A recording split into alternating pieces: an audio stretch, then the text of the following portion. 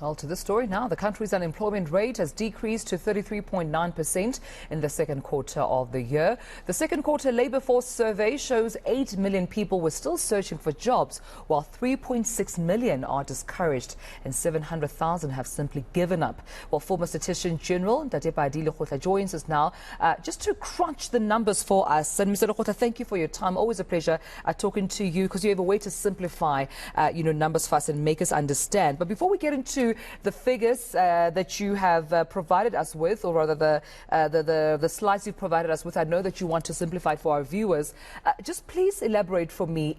Is this decrease, is it a good thing? Should we be celebrating this 33.9% decrease in unemployment rate, or is it insignificant in the greater scheme of things when we look at the mass unemployment crisis in the country?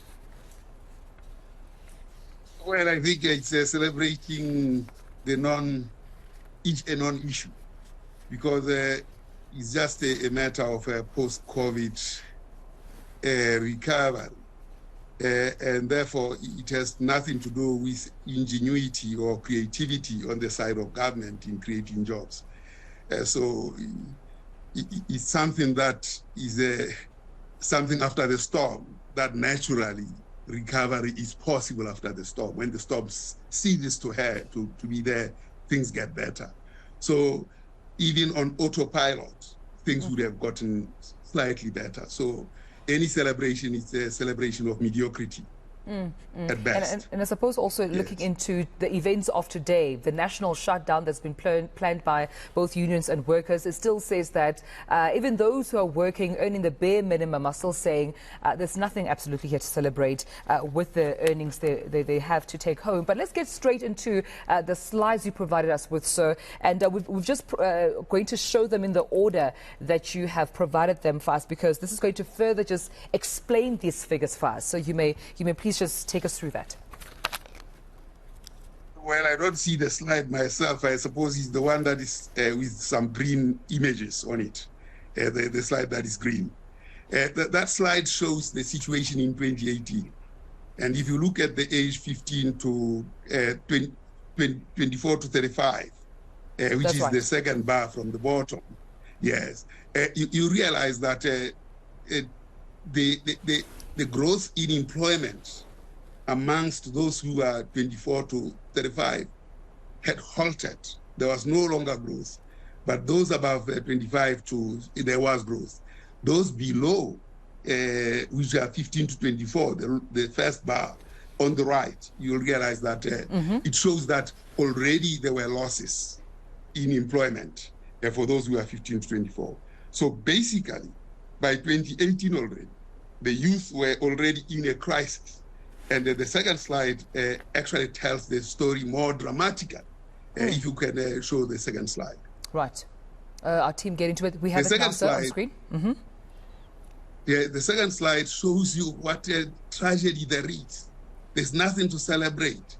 When in 2008 we had 4.8 million youth employed versus 4,400,000 12 years later against a growing population. That's the bar, which is 25 to 34. And then 15 to 24, you see the same disaster that in absolute numbers, in absolute terms, the youth have lost growth in employment against a growing population. So in 12 years, that's disaster. So there's nothing future for the youth, absolutely none. They have to rush to be 34 to 60 in order to probably have a first taste of a job. For that group, there's absolutely nothing happening to them except disaster. Yeah. So I think we got to understand this, that there is a serious policy failure. In fact, it starts with education, where out of 1.2 million children that are born every year, who have a promise for education, at least to go to matric. That's a constitutional promise. That's an administrative and legal promise. But only 600,000 of them may write a matric. Out of that, 250,000 or 200,000 get a decent pass. So year in, year out, we are throwing 900,000 children to the wolves. And it shows in the numbers. Right. And our consciences are ironed. And of course, the eNCA had this policy conference and it never addressed this issue. I don't know whether they understand what we are up against.